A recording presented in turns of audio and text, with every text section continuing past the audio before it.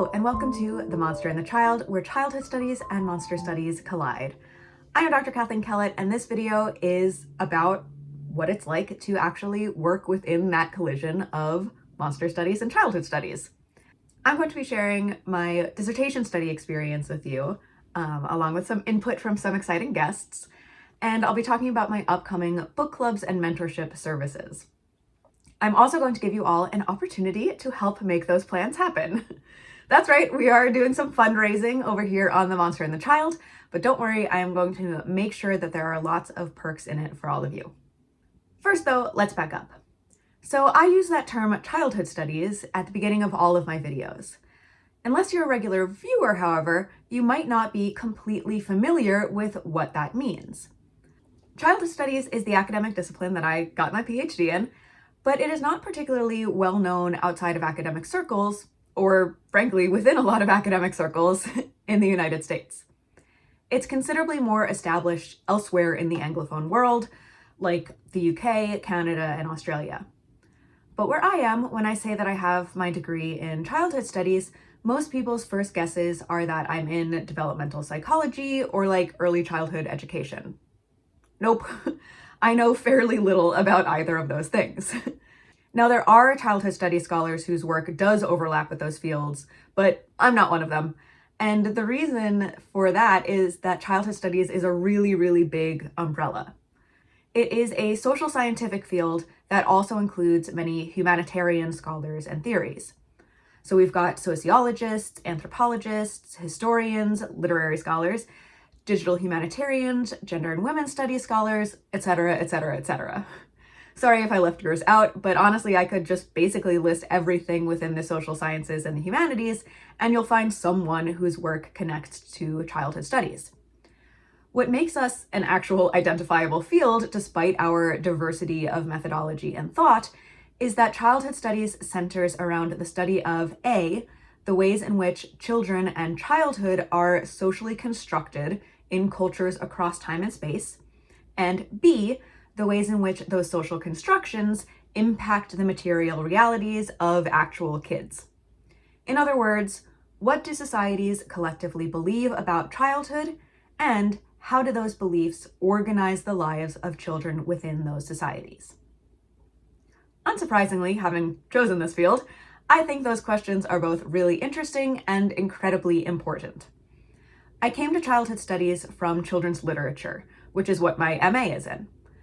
Fictional narratives for and or about children, so children's lit, but also anything that has child characters in it, are literally cultural texts that can reveal many of those social constructions of childhood by the ways that child characters are written by adults, since they're written by adults almost all of the time.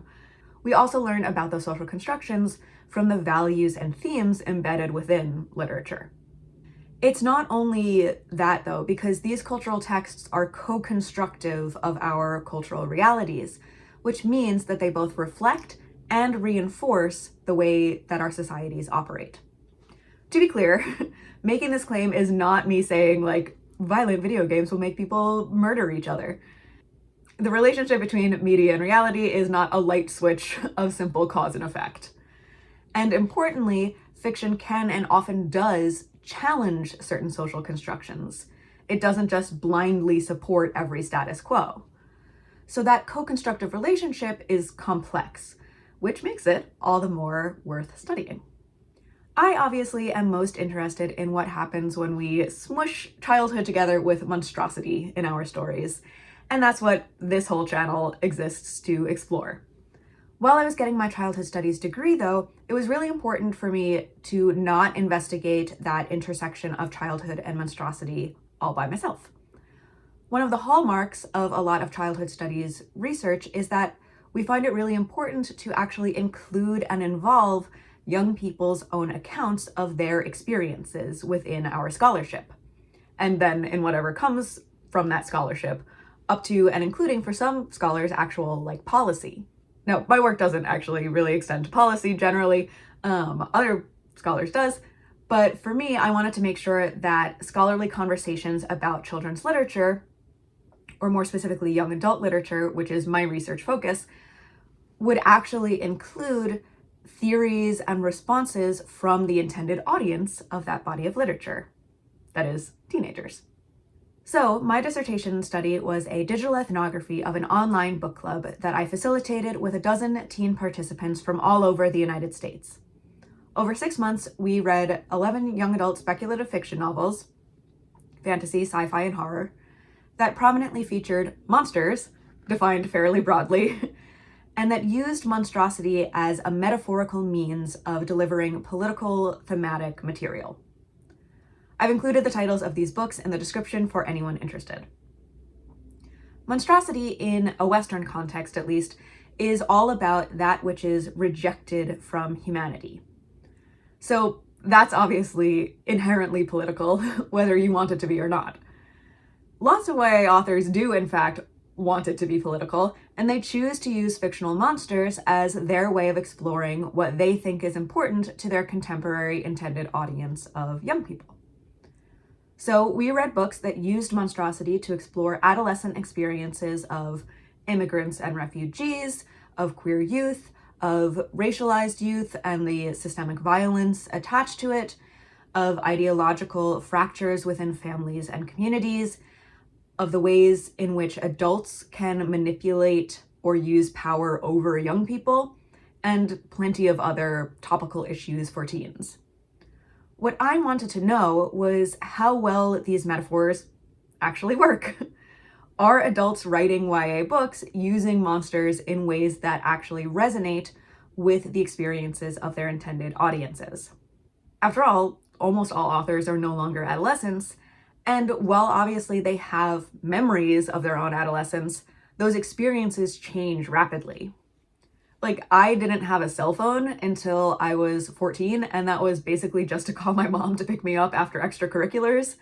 And then I didn't get my first smartphone until I was 22 and already out of college.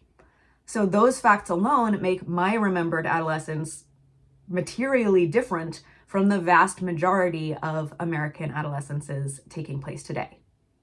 I also wanted to see what new ideas and connections about monstrosity young readers could come up with. If you think childhood studies is a big field, monster studies is arguably even bigger. It's hard to think of any social science or humanities field in which the multifaceted metaphor that is monstrosity is not relevant.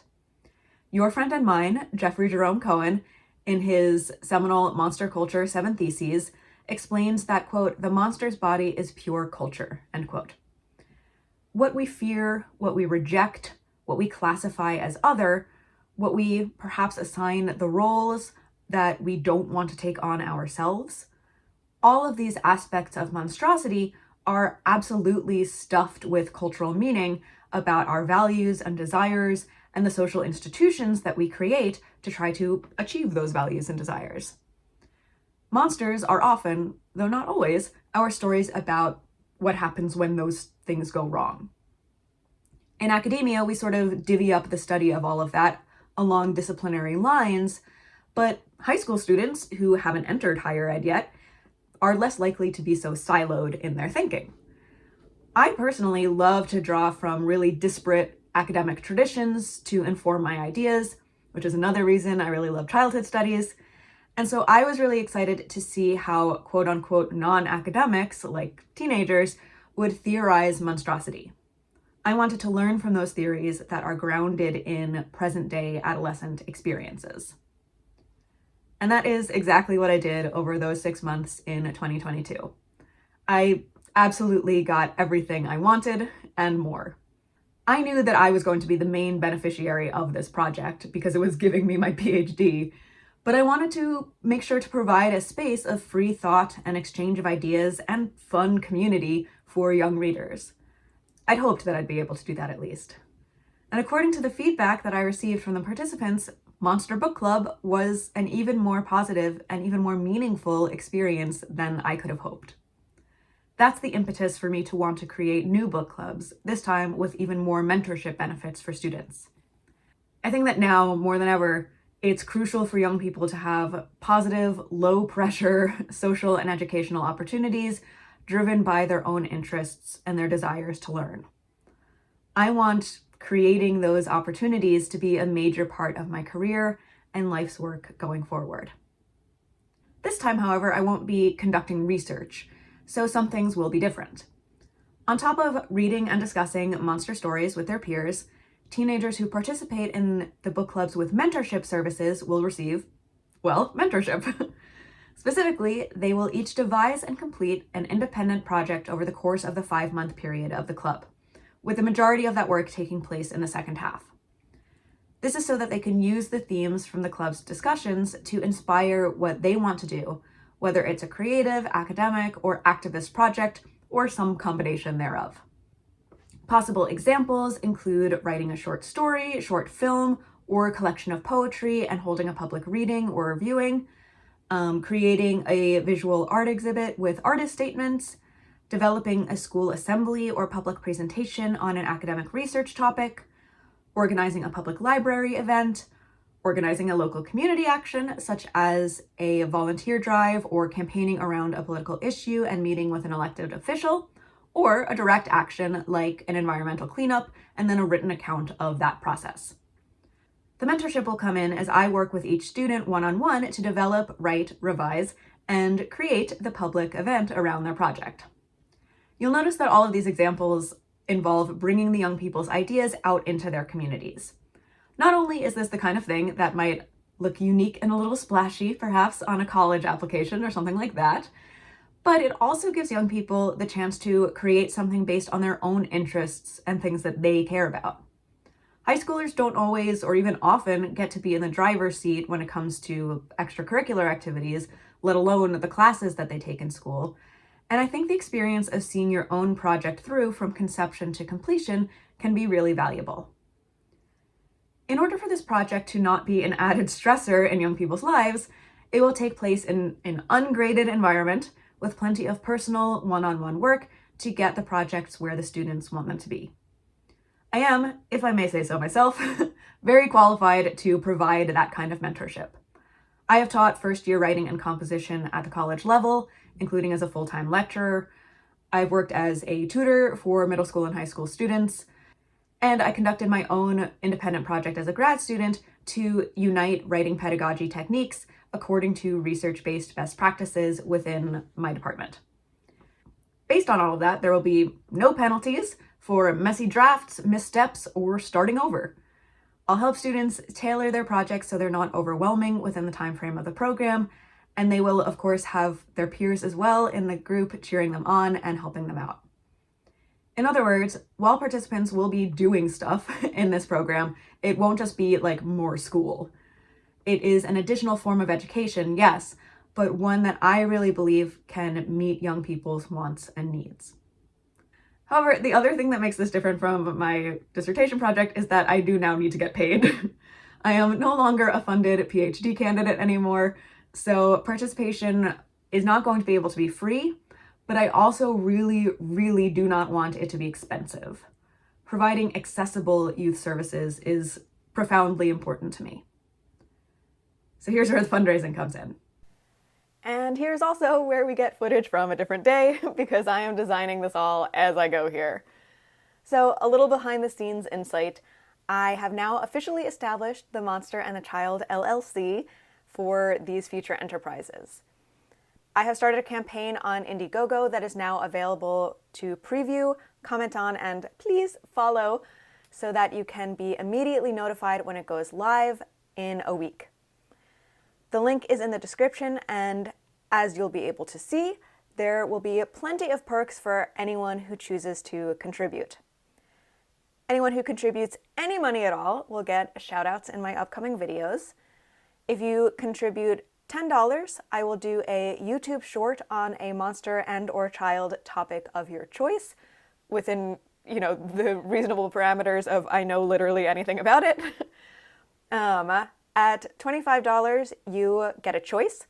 I will either do 2 shorts on topics of your choosing, or if you have up to 5 pages of written work that you would like another pair of eyes on, any type of fiction or nonfiction writing, excluding, again, like technical writing that I wouldn't understand, so use your best judgment, then I will provide thorough written feedback on that. As I said, I have plenty of experience of providing writing feedback, and I've gotten good reviews from both students and friends for doing so.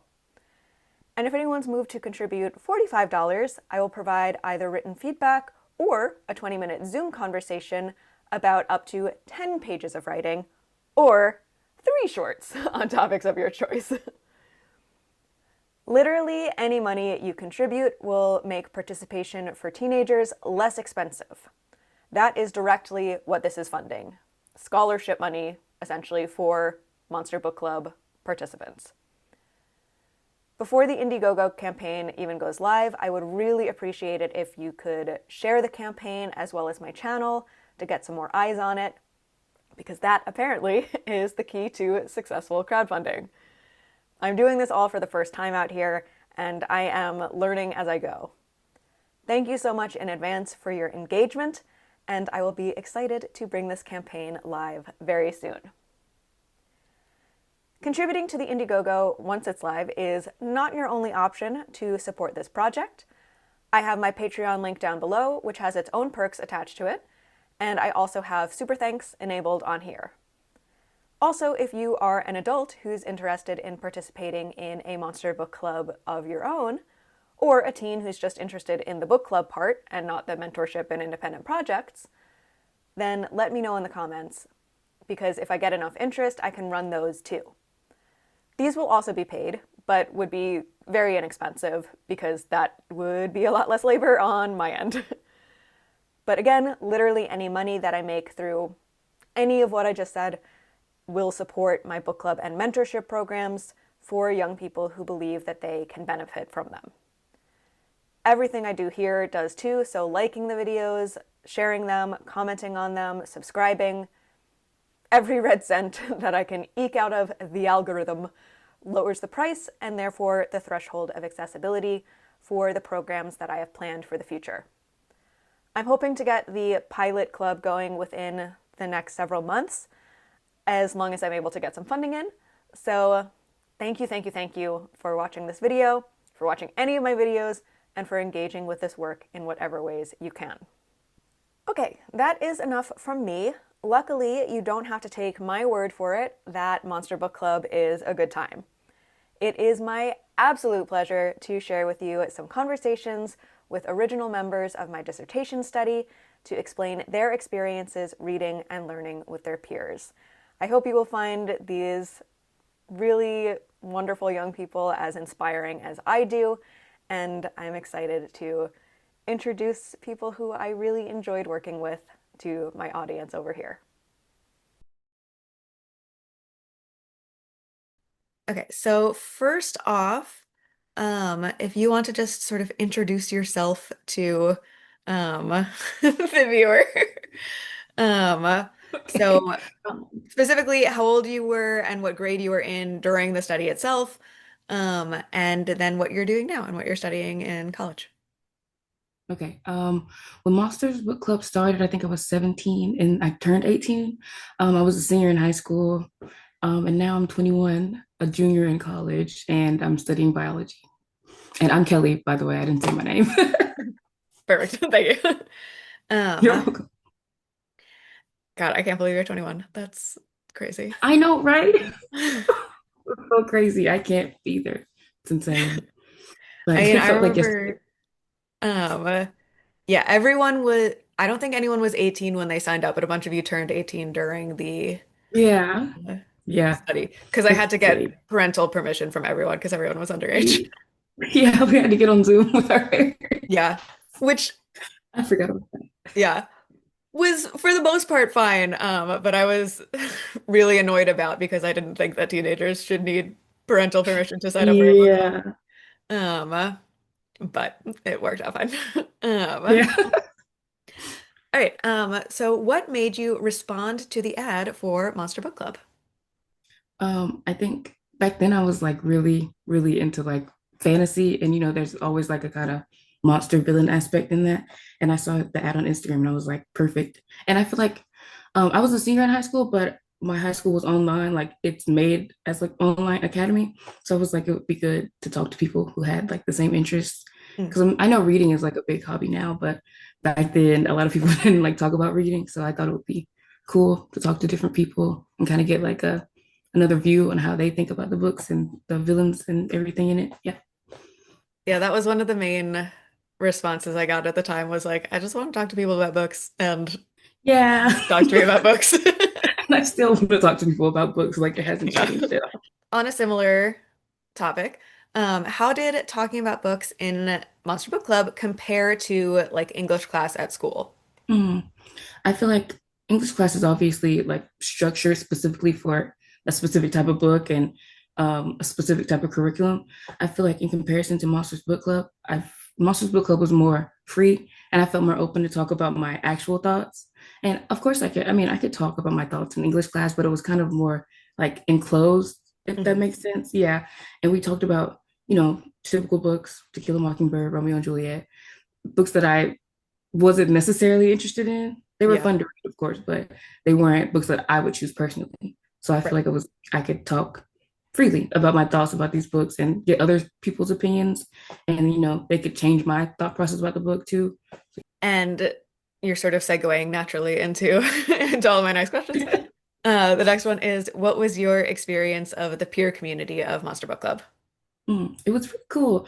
I feel like at first I was definitely nervous to start talking to different people, of course, but we all ended up, having the same kind of thought processes, which was Mhm. very interesting. I think all of us being interested in that same type of genre or just, books in general Mhm. made us kind of have the same thought process and thought processes. And it was just kind of a comfortable experience just talking about books and not having to feel judged for it, if Mhm. that makes sense. Yeah, everybody was really nice. It was just fun. Yeah. Yay. Do you have a favorite part of the experience that you would like to share? Um, it's hard to remember. I don't know why it's like hard to remember, but It was a I while ago think, now. yeah, it was a while ago, right? Um, I think is gonna sound basic. I think just talking to each other and bouncing off ideas specifically. I can't think of like a specific moment.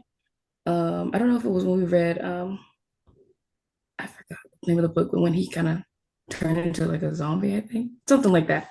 Mm. Us just bouncing our ideas off of each other, and it even segueing into like current events, and Yeah. us then starting to talk about that stuff in comparison to the books, like how one thing will happen in the book, and then compare it to the things that were happening within that time frame. And I think everybody being able to kind of connect it to something within their lives was Yes. really cool too. Yeah. Even if we have so many different lives and so many different interests, we were all able to find one specific thing from one of the books at least and how it related to us. And we could talk to each other about that. Yeah, I mean, obviously that was what my dissertation was on. But the way that played out in the club was really exciting to me because like I could just sort of sit back and you would all talk about your different experiences, and that's where Yeah. like having people from all over the country was really interesting. Yeah. Um, uh, talking about, large schools versus small schools versus like a couple people were doing online Yeah. schools. Um, uh, and then just like comparing sort of educational experiences, and then of course comparing sort of the ways in which you all were impacted by the current events of 2022, Yeah. which Yeah. have only gotten wilder since then, I feel Yeah. like. And even like the different age ranges was kind of cool. I know somebody was like 15 during the time Hmm. too. And their perspective was cool too because it was a little different, of course, Yeah. but it was cool to see how like different ages kind of had a different perspective on things, and they didn't know about certain things. Hmm. Yeah. Yeah. I really like that too. Like the age range was 14 to 18, and yeah, we had one person who started 14 then turned 15 Yeah. in the club. And first of all, I just think that's always like nice to get like because oftentimes we're so like siloed within our own grade where it's like we Yeah. only are hanging out and talking to people who are Yeah. like within a year of us. You can't interact with other people that are kind of younger or even older than Yeah. you. Yeah. And I think it's valuable. Uh, Definitely, definitely. Because I still think about some of the stuff. Like, obviously, I can't think of the specific things that we discussed, but like I remember the experience of talking to everybody, and it was really cool. If it has, how has the experience stayed with you as a college student or in your life outside of school? I think it pushed it pushed me to start finding experiences with different people, um, with things that I like what's something like my science club at school. We're all interested in science and we're all like bio majors and everything. It pushed me to kind of find like a club or like find an online community about the books that I'm reading or just to kind of push myself out there because that was kind of one of the first moments where I kind of put myself out there to start talking to different people, definitely. And that I feel like that prepared me for college too, because there's so many different types of personalities within college, and it kind of got me used to talking to people that might have a different perspective than me in any situation, whether it be class or like in the library or just talking randomly. Yeah, it kind of prepared me for that in a way. That's nice to know. Yeah, because even into my adulthood, like that's it. It makes me want to reach out for more experiences like that, like a book club at the library, or I don't know, anything really. Yeah. Great, awesome. So, can you please introduce yourself to the viewers, and specifically how old you were and what grade you were in during the study, and then what you're doing now, like your major and everything, or anything else you feel like sharing? For sure. Hi, viewers. I'm Sophie. I just say like I'm a fourth year in college and I'm graduating this year, but I think I was a senior in high school. I think you were too. Yeah, I was like, I know how old I was. I was like 17 and then I turned 18. So I was probably a senior in high school during the study, and it was awesome. And I'm about to go into my graduate program with an That's so undergrad exciting. in social work. Social work. Yeah. Okay, my next question is what made you respond to the ad for Monster Book Club on Instagram?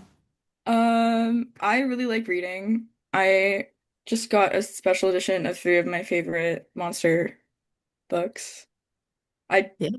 They showed up here after I left, and I finally came back, so I have them now.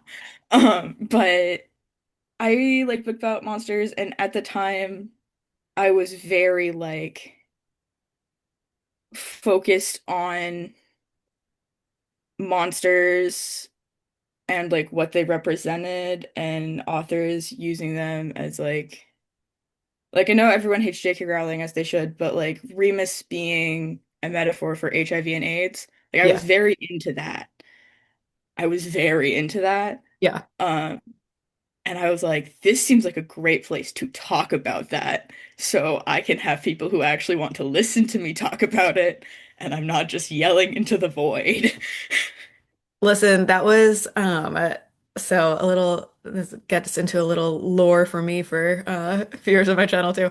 That was my first like favorite like monster in a political way.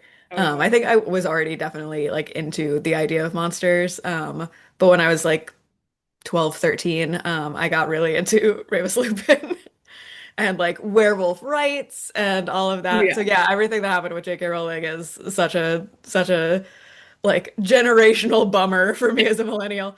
Um, but yeah, that was also how I got into things. Fun fact for the viewers, when I was in the study, my name was Harry Potter themed. Yep, everyone had pseudonyms, so they could be anonymous when I wrote it up, and yours was a Harry Potter reference. Okay, but my next question is, how did talking about books in Monster Book Club compare to like English class in school? It was a lot better than an English class because throughout all of high school and still now, I was like a very socially anxious teenager and was terrified of saying the wrong thing, and that if I said the wrong thing, everyone in class would hate me. Um, and they would all think that like I didn't know what I was talking about, so I never talked in class, even though I loved English class and English was my favorite class. Um, we also like didn't really get to read monster stories in English class like I wanted to. We were always reading To Kill a Mockingbird and Lord of the Flies, but um That's almost exactly what Kelly it said was yesterday. smaller and I And I could like spend time talking to the other participants outside of the actual meeting. So I was felt like I was talking to people who I knew and I not just like a group of 30 teenagers who I was terrified of judging me. Hmm. So like when we would have our group, I would be able to like speak my opinion and be more like when we were talking about hurt people hurting people. Yes. And I go back and read your dissertation all the time, by the Oh my way. God. You are almost It's certainly the saved in my only Google person. Drive. Sometimes I will go back and reread it just to be like, wow, I was part of this. That's so But when we gratifying to had hear. that and I said my little piece, and I said like my little piece about hurt people hurting people, I never would have said that Hmm. in class. Like I never would have been that vulnerable in class. Hmm. And I think it just gave me a space to be able to be that open versus I'm in a room of people who I barely know. Hmm. There was just like less fear of judgment in the book club. I'm so glad. So yeah, it was definitely it took a minute for me to be like, it's okay. You can say this and no one will judge you. Yeah, Like you we had such a can good talk group. about your lived experience.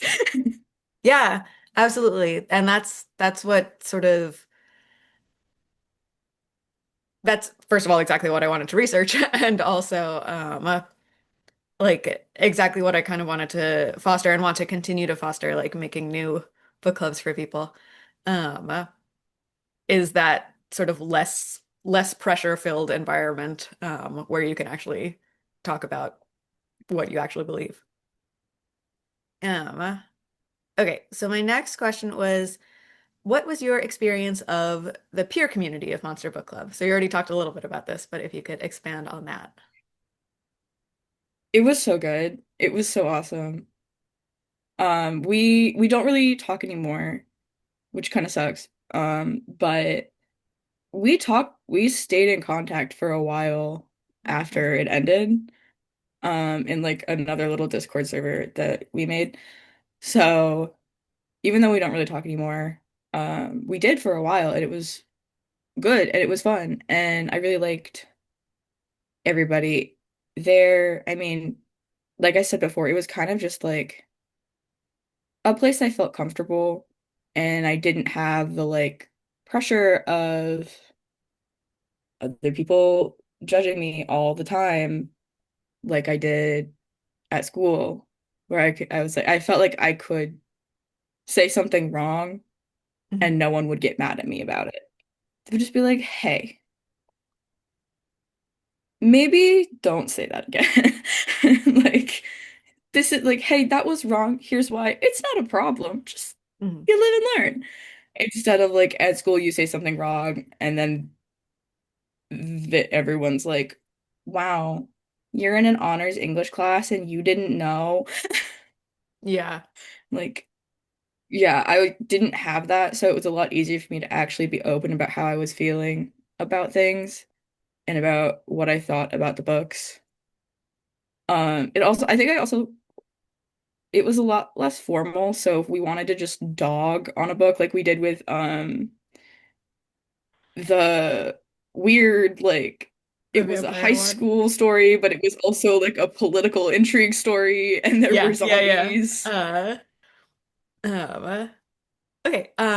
So you've already again named a few of these, but do you have a favorite part of the experience or a memory from it that you'd like to share? I really liked outside like the meetings were super fun, but I also liked outside of it just be like talking with the other members in the Discord Mhm. about just like random stuff we found interesting. Just like, hey, I found this cool thing. What does everybody else think? And then we would just talk about it.